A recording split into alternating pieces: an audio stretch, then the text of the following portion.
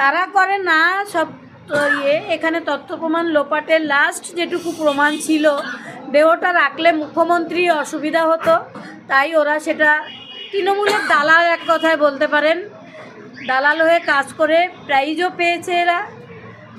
তো সেখান থেকে আমার কী বা বলার আছে, আমার বলার আছে মানুষকে, যে আপনারা ভয় পাবেন না, সাহসের সঙ্গে এগিয়ে আসুন।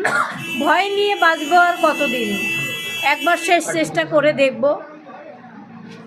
মুখ্যমন্ত্রী বলছে আমাকে মারার প্ল্যান করা হচ্ছে, মুখ্যমন্ত্রীকে মারার প্ল্যান করা হচ্ছে। এটা এসআইআর নিয়ে যেমন আতঙ্ক সৃষ্টি হয়েছে, এটাও একটা আতঙ্ক।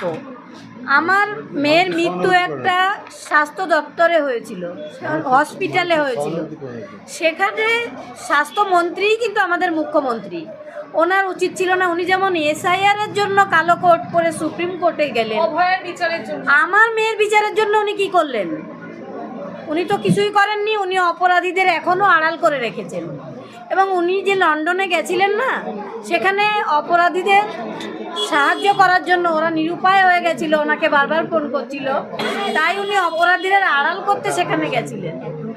ভোটের আগে নাকি বিরোধীরাই আমার পা ভেঙে দিয়েছিল। মুখ্যমন্ত্রী নিজে বলছে আমার নিরাপত্তা কোথায়? যেখানে মুখ্যমন্ত্রী বলেন যে রাত 8টার পরে বেরোবেন না, সেখানে মুখ্যমন্ত্রী বলছে যে আমার পা ভেঙে দিয়েছিল ভোটের আগে।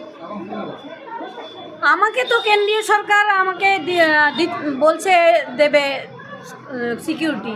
আমার তো কোনো সিকিউরিটির প্রয়োজন মনে হচ্ছে না। আমি বলেছি না, আমার কোনো সিকিউরিটির দরকার নেই, আমার সব শেষ হয়ে গেছে, আমার ঘরটা সেই শূন্যই থাকবে।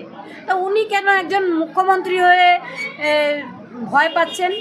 তার মানে উনি দুষ্কর্ম করেছেন, অন্যায় করেছেন। আমি কোনো অন্যায় করিনি, তাই আমার সেই মনের জোরটা আছে। সব প্রার্থীরাই একবারে গ্যারেন্টি দিচ্ছে, বলছি পানি